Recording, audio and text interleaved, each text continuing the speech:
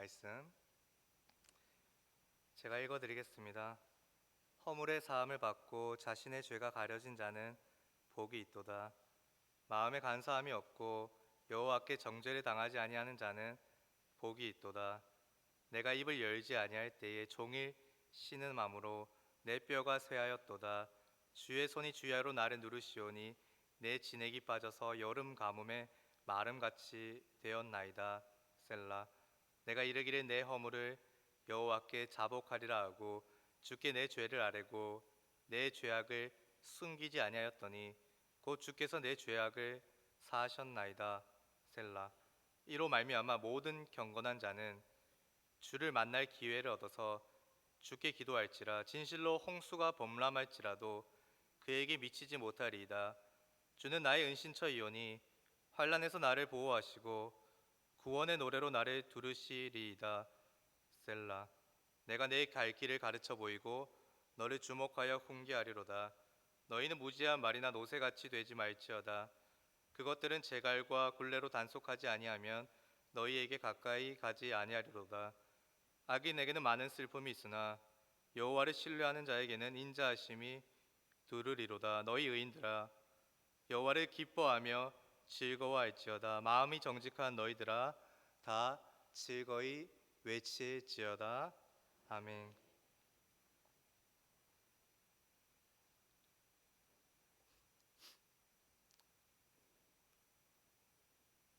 삶은 계란이다. 이 명제가 얼마나 분위기를 썰렁하게 하는가요? 그런데 저는 최근 이 어구를 자주 곱씹어 보게 되었는데요. 삶은 계란을 먹을 때 우리는 물이나 우유 같은 음료를 꼭 같이 먹게 됩니다. 왜죠? 삶은 계란만 먹으면 너무 퍽퍽해서 식도로 잘 안 내려가고 먹다 체할 것 같죠. 그래서 음료는 필수적으로 필요합니다. 우리 삶도 마찬가지입니다. 삶이 얼마나 퍽퍽합니까? 각자가 마주하고 있는 현실이 어찌나 복잡하고 고달픈가요? 조금만 방심하면 죽을 것만 같은 고난 가운데 놓이기도 합니다. 여러분, 우리에게는 음료가 반드시 필요합니다. 생명수가 필요합니다. 하나님의 말씀이 우리의 생명수입니다. 예수 그리스도가 우리의 생명수 되십니다. 치열한 생의 이면에는 우리를 살게 하는 말씀, 하나님의 은혜가 있습니다. 오늘 또 생명의 말씀 안에서 심령이 살아나고 생명력을 얻는 모든 성도들 되기를 소망합니다. 여러분, 우리는 한 주간 열심히 살다가 또 금요 홀파의 자리로 모였습니다. 옆에 있는 믿음의 동역자들에게 인사말을 건네볼까요? 폭삭 쏘가수다. 당황하는 눈빛도 있고 모르는 분들도 계신데요. 최근에 흥행한 한국 드라마 중에 폭삭 쏘가수다라는 제목의 드라마가 있는데 이 말은 제주도의 방언입니다. 제주도 방언으로 뜻이 수고 많으셨습니다 라는 뜻입니다. 다시 한번 앞뒤 좌우로 인사해 볼까요? 한 주간 정말 수고 많으셨습니다.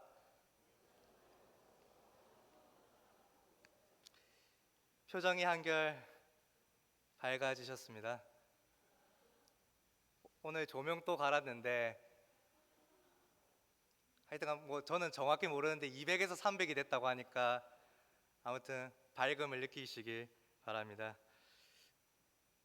뜻을 제대로 이해하면 제대로 실천할 수 있는데요.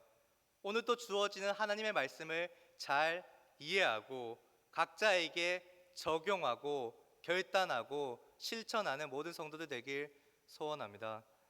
말씀으로 들어가 보겠습니다. 시편 32편은 하나님께서 죄인을 용서하시고 인도하시는 내용이 들어 있습니다. 표제를 먼저 살펴보죠. 표제는 다윗의 마스길입니다. 오늘 시편의 시인은 바로 다윗입니다. 마스길은 교훈을 의미하는데요. 오늘 시는 다윗이 얻은 깨달음, 교훈을 다루고 있습니다. 여러분, 다윗은 어떤 상황 속에서 무엇을 깨달았을까요? 시편 32편은 우리가 너무도 잘 알고 있는 다윗의 참회 시인 시편 51편과 병행하는 구절, 즉 배경이 같습니다. 다윗이 밧세바와 간음하는 사건을 저지른 후 1년 동안 죄를 회개하지 않았던 때의 모습과 회개하고 나서의 모습을 모두 그려내고 있는데요. 무엇보다 우리가 오늘 말씀을 통해서 주목해야 하는 점은 바로 하나님 앞에 죄를 회개하고 있지 않은 상태의 인간의 상태입니다. 일반적으로도 평강이 없는 상태이지만 오늘 말씀은 더욱더 괴로운 상태를 그려내고 있습니다.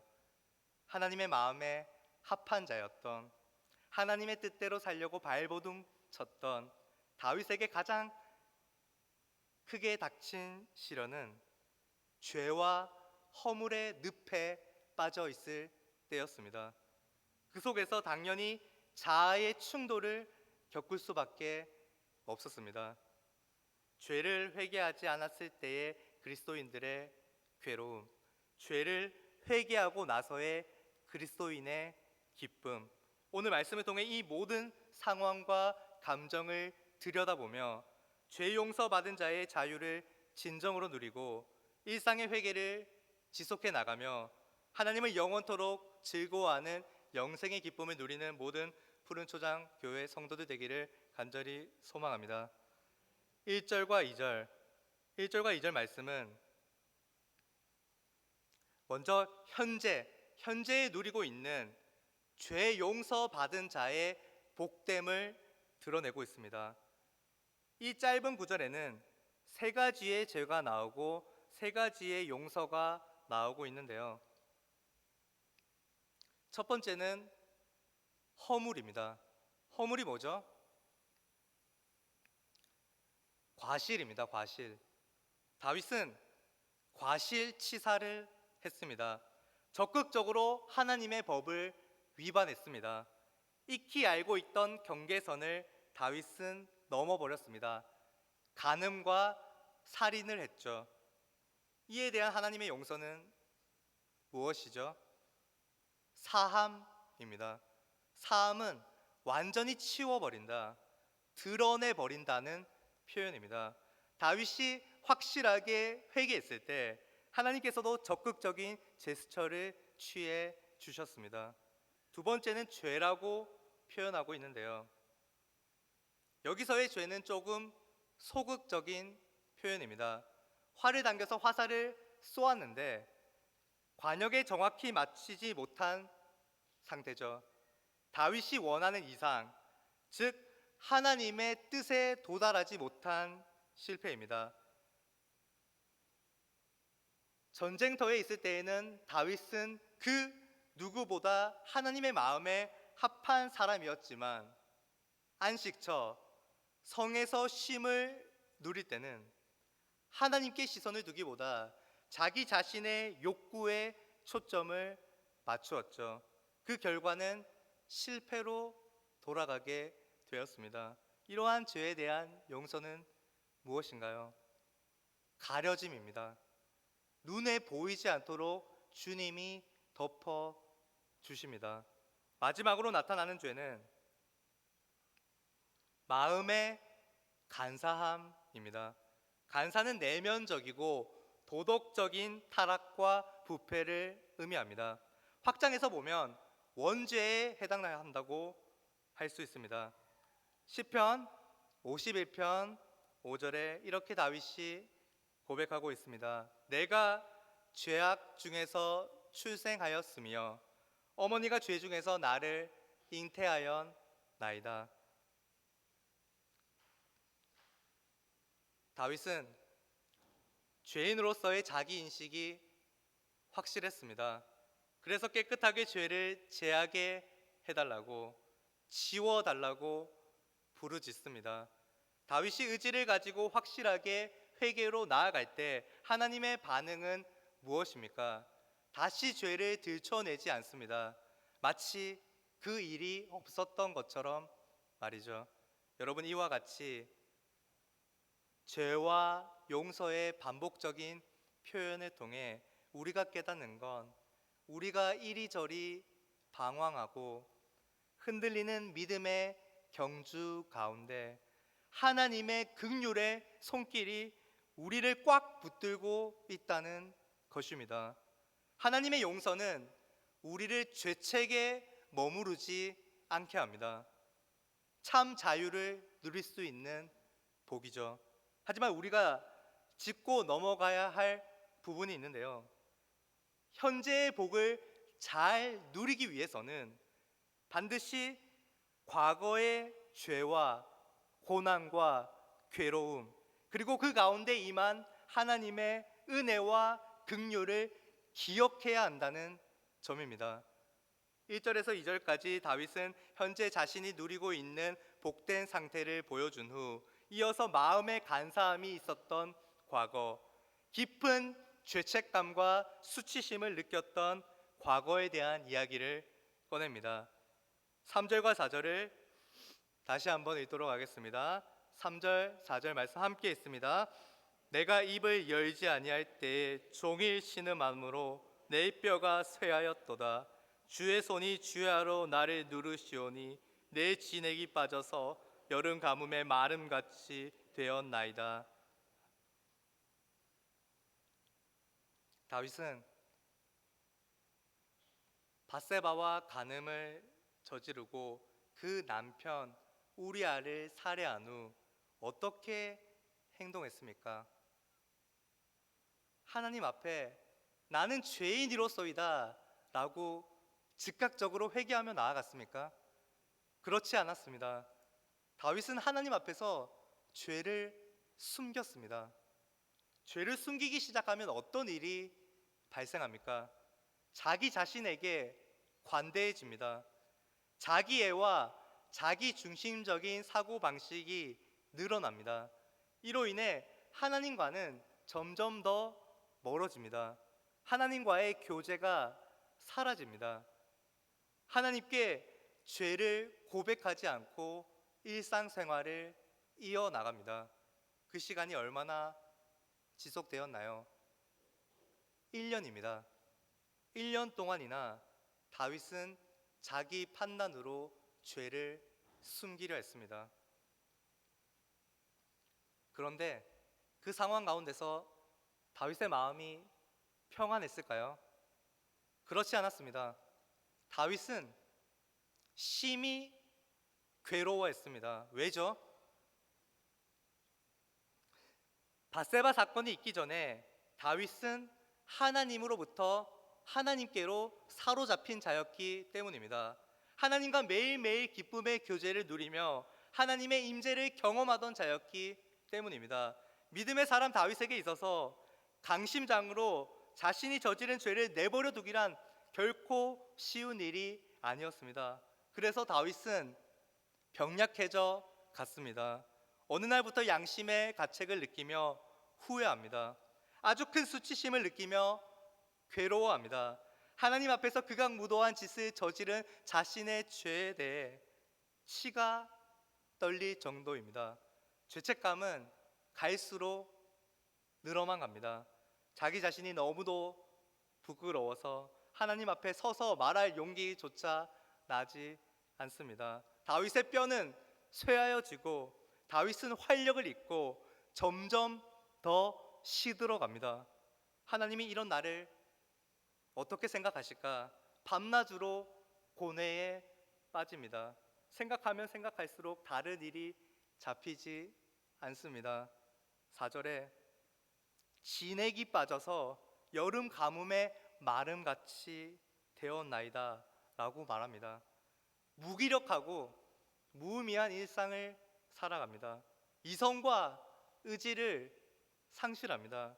다윗은 제정신이 아니었습니다. 여러분, 죄가 만들어내는 이 죄가 만들어내는 결과가 그리스도인의 인생에 있어서 얼마나 치명적입니까? 죄악을 멈추지 않으면, 죄악을 하나님 앞에 숨기면 상처가 더욱더 악화되어 우리를 아주 고통스럽게 합니다. 내부에서부터 시작해 삶의 모든 부분으로 확장됩니다.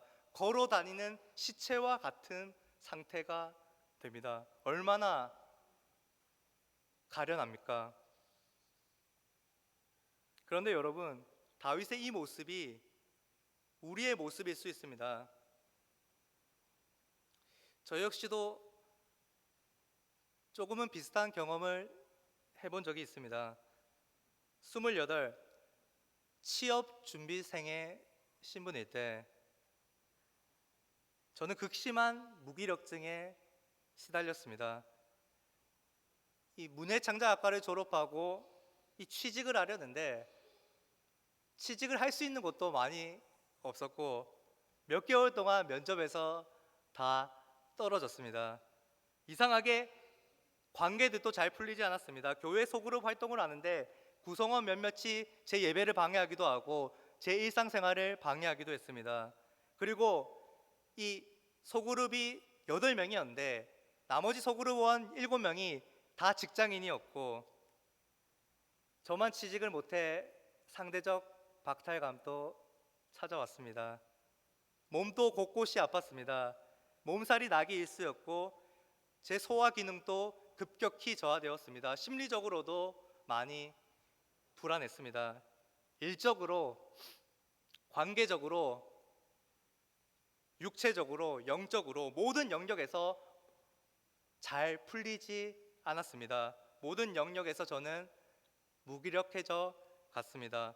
돌이켜 생각해 보면 그 시기에 제가 오랫동안 하나님을 찾지 않고 하나님과 기도로 교제하지 않고 취업이 잘 되면 열심히 신앙생활을 하겠다는 잘못된 마음가짐을 가지고 있었던 것 같습니다. 마음의 간사함이 있었죠.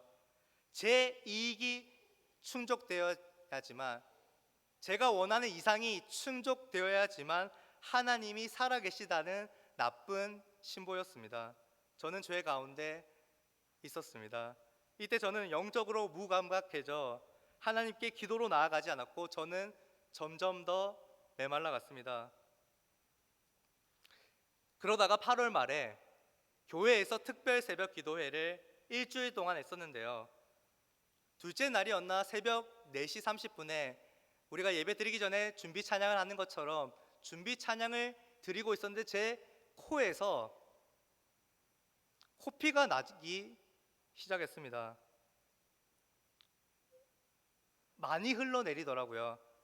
저는 금방 멈추겠지라고 하면서 휴지를 계속 끼워 넣었는데 휴지가 계속 피로 적셔지고 이게 쌓이다 보니까 제 자리에는 피휴지가 동산을 이루었습니다. 가장법입니다. 아무튼 1시간 동안에 피가 멈추지 않았고 피를 많이 흘린 관계로 저는 해롱해롱하면서 집으로 겨우겨우 돌아갔습니다. 그런데 거짓말을 안 보태고 집에서도 1시간 동안 더 피가 흘렀습니다. 저는 온몸에 핏기가 사라지고 죽어갔습니다. 온몸에 힘이 쫙 빠졌습니다. 8년 전이지만 그때 생각이 새로 나는데요. 그때 소파에 들어 누워서 제가 할 수 있었던 유일한 것은 하나님께 살려달라고 부르짖으며 기도하는 것이었습니다. 어떻게 기도했는지도 모르고 얼마나 오랫동안 기도했는지 잘 모르겠지만 회복하게 해달라고, 살려달라고, 아직 할 일이 많다고, 연애도 해야 한다고, 그동안 잘못 살아서 죄송하다고, 다시 하나님 앞에서 신실한 청년이 되겠다고 간절히 기도했습니다. 하나님께서 감사하게도 제 기도를 들어주셨습니다. 피가 멈춘 뒤 여전히 저에게 힘은 없었지만 제 몸과 마음에 또 다른 기운이, 또 다른 피가 마치 수혈되는 느낌이 들었습니다. 하나님께서 터치하시고 치유하셨음을, 제가 오랫동안 가지고 있던 우울과 무기력감이 사라지고 있음을 느꼈습니다. 일주일이 지난 후에 저는 몸이 서서히 회복하기 시작했고, 제 삶은 다시 말씀과 기도를 가까이 하는 생활, 그리고 하나님을 향한 열정이 더해졌습니다.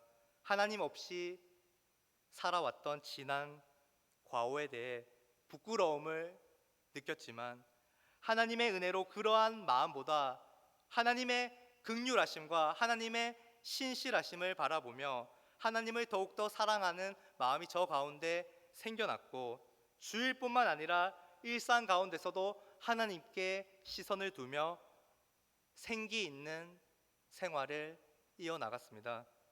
제 머릿속에서는 제 스스로 어떻게 내 인생을 개척할까가 아니라, 어떻게 하면 하나님께 영광을 올려드리며 어떻게 하면 하나님을 기쁘시게 할 수 있을까를 생각하게 되었고, 삶의 방향이 다시 움직이기 시작했습니다. 여러분, 하나님의 긍휼하심과 사랑은 우리가 생각하는 것보다 너무도 큽니다. 5절에서 7절을 보십시오. 제가 읽어드리겠습니다. 내가 이르기를 내 허물을 여호와께 자복하리라 하고 주께 내 죄를 아뢰고 내 죄악을 숨기지 아니하였더니 곧 주께서 내 죄악을 사하셨나이다. 이로 말미암아 모든 경건한 자는 주를 만날 기회를 얻어서 주께 기도할지라.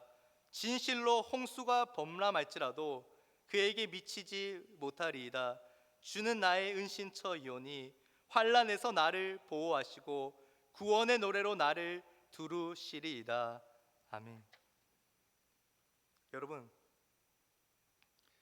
다윗이 하나님께 자신의 죄를 낱낱이 고백하며 진정으로 회개했을 때 하나님께서 죄악을 사해 주셨습니다. 뿐만 아니라 하나님과 날마다 교제하는 다윗의 기도 생활이 회복되었습니다. 일상의 경건을 통해 다윗은 폭포수같이 흘러넘치는 하나님의 은혜를 경험했습니다. 입술에는 하나님의 영광을 찬송하는 소리가 가득했습니다. 하나님은 저의 피난처이십니다. 환난과 고통 중에서 저를 보호해 주셨습니다. 저를 죄와 무기력으로부터 건져 주셨습니다. 하나님께 제 삶의 이야기를 이제 마음껏 꺼낼 수 있습니다. 제 영혼은 너무너무 기쁩니다. 하나님, 저를 놓지 않고 저를 붙들어 주셔서 너무도 감사합니다. 다윗은 성령으로 충만해졌고 하나님이 가까이 계심을 깊게 느꼈습니다. 다윗은 죄에 대하여 죽고 하나님께 대하여 확실하게 살아있는 자로 다시 한번 영적 발돋움을 내딛었습니다. 여러분, 그런데 우리가 또 하나 주목해야 할 점은 회개의 자리로 우리를 인도하시는 분이, 우리를 먼저 찾아오시는 분이 하나님이시라는 점입니다. 1년 동안 회개하지 않았던 다윗에게 하나님이 보내신 선지자 나단이 먼저 찾아왔습니다. 그제야 다윗은 정신을 차리고 하나님께 온 마음과 온 힘을 다해 회개 기도를 올려드렸습니다. 최초의 인류 아담도 생각해 보십시오. 아담이 하나님께 불순종의 죄를 저지른 뒤 수치심을 느끼게 되었고 하나님의 얼굴을 피해서 숨었습니다. 이런 아담을 하나님이 찾으시며 물으십니다. 말씀하십니다. 내가 어디 있느냐? 아담아, 내가 어디 있느냐? 그리고 하나님은 죄를 지은 아담에게 가죽옷을 지어 입히시며 그의 수치를 가려주셨습니다. 여러분, 오늘 또 죄를 지은 우리들에게 하나님이 먼저 말씀으로 다가오십니다. 어떻게 반응하시겠습니까? 오늘 본문 시편 32편 10절과 11절 말씀을 읽고 말씀을 정리하겠습니다. 10절, 11절 함께 있습니다. 악인에게는 많은 슬픔이 있으나 여호와를 신뢰하는 자에게는 인자하심이 두르리로다. 너희 의인들아 여호와를 기뻐하며 즐거워할지어다. 마음이 정직한 너희들아 다 즐거이 외칠지어다. 아멘.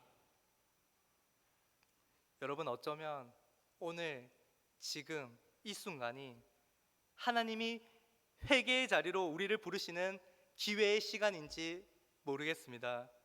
하나님께서 악인의 길로 들어서지 않게 하시고 의인의 길, 생명의 길로 인도하시는 자리, 육체적, 정신적, 영적으로 피폐해져 있던 우리에게 다시금 생기를 돋게 하는 자리, 오늘의 예배의 자리 가운데 혹시라도 하나님이 우리 각자에게 주시는 감동이 있다면, 성령의 인도하심이 있다면 이 시간 하나님을 신뢰하며 간절히 하나님께 부르짖으십시다. 자비와 은혜와 긍휼이 풍성하신 하나님께서 우리가 기도로 나아가는 이 시간 가운데 우리를 만나 주시고 우리를 회복해 하시고 우리에게 세상이 줄 수 없는 하나님 나라의 영원한 평강과 기쁨을 허락해 주실 줄 믿습니다. 이 시간 우리의 구원자 되시며 치료자 되시는, 우리와 영원토록 함께 하시는 임마누엘 하나님을 기뻐 즐거워하며 찬양하기 원합니다. 주여 홀로 영광 받아 주옵소서. 이 시간 찬양하고 기도로 나아가겠습니다.